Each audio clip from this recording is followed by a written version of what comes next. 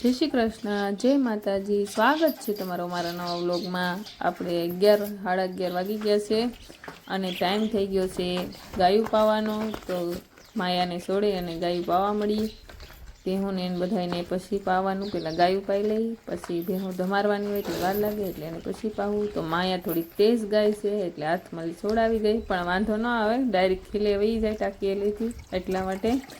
અને પાણી પણ નર્મદાનું આવે છે, મીઠું પાણી પણ દવાવાળું આવે છે એટલે ઘૂંટડે ઘૂંટડે પાણી પીવે છે માયાને તરત ખબર પડી જાય કે ક્લોરીનની ટીકડીવાળું પાણી છે।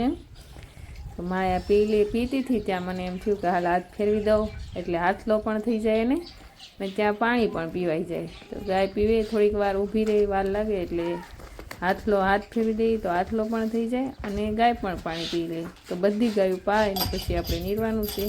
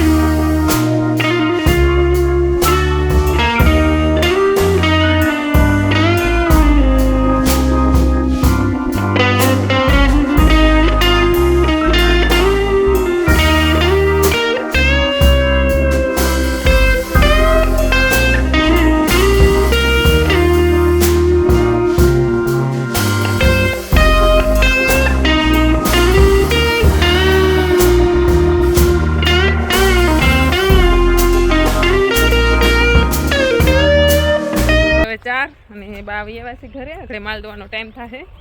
અને આ બાજુ નવી ગાય જે છે ગોરી ઊભી થઈ ગઈ છે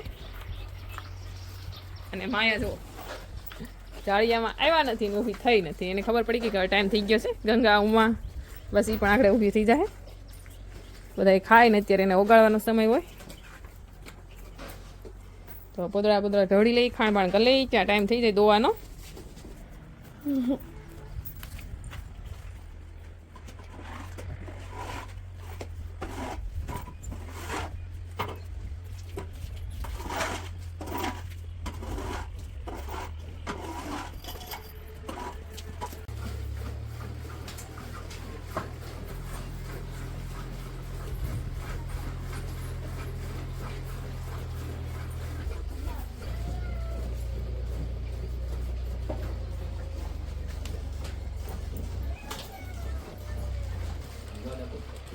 હું ઢોળા હે મેથી ઓહો ખાતા આવડે? ખાતો મેથી ઢોળે નાખી પૂર્વાબેને ધોકાવીને થોડીક મૂકીથી અલગ। આ હું કર્યું હે?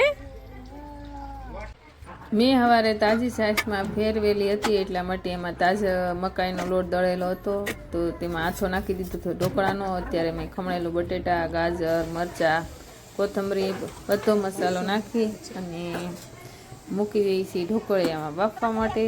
તો ઉપરથી થોડુંક લાલ મરચું કોભરાવી દીધું અને મૂકી દીધા ઢોકળિયામાં। જોયું તો લાગ્યા અસલ ખમણ જેવા બની ગયા હતા અને ઘરમાં બધાને મકાઈના ઢોકળા બહુ જ ભાવે છે। તો બની ગયા છે આપણા મકાઈના ઢોકળા અને આની સાથે મેં લીલા લસણની, કોથમરીની અને લાલ મરચું અને તેલની ચટણી બનાવી હતી. તો એ ચટણી અને ઢોકળા બધાએ ખાધા.